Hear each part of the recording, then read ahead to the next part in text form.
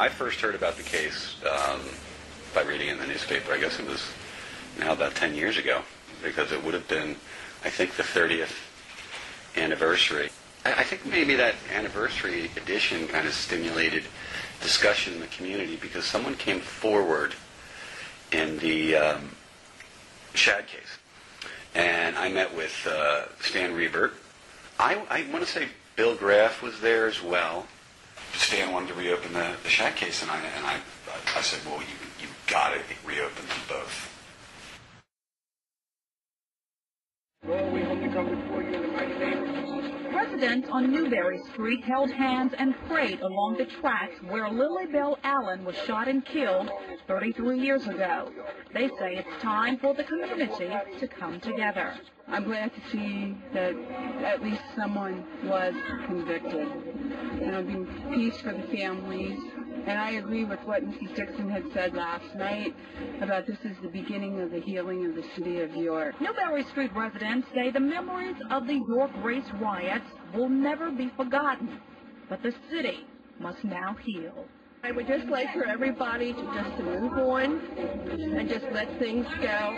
I just want there to be love and unity. I'm tired of bitterness.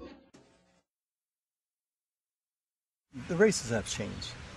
And so, along with that, our attitudes change. See? And of course, along with that, we want to take it, in fact, we're taking it to another level. People having respect for each other. But you have to give respect to them. Almost 10 years ago, there was a lot of civil unrest in our community. It brought up issues that were still hurtful for individuals to talk about, and for others, they thought there was no need to talk about it, and still others didn't understand the relevance of the day. You know, there was fits in the community because we were kind of going over in the area and doing things that people didn't want to have a light shined on. Their attitudes. Their attitude. We've changed our attitude, and of course, people have to have respect for each other's culture.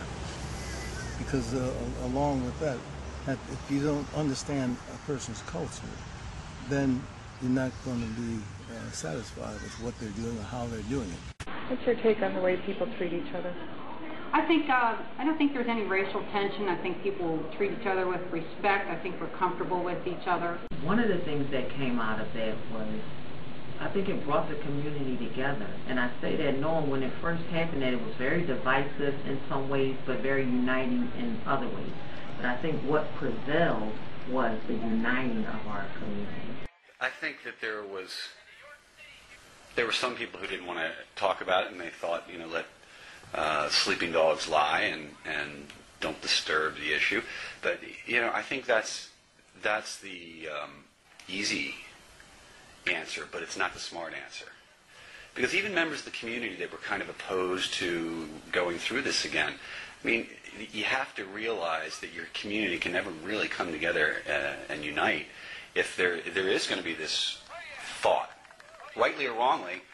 The people thought that justice had not been served. And if you have a segment of the community that doesn't feel that it can find justice, then you're never going to have a united community. So I think that from that, it raised a level of awareness that, yes, as a community we had issues. Yes, today we still have issues. People are more open to talk about those issues and find ways together of addressing it. Today is a day of unity in our community. We don't want to be what we used to be. We need to be overachievers and overcomers because there's strength in our numbers.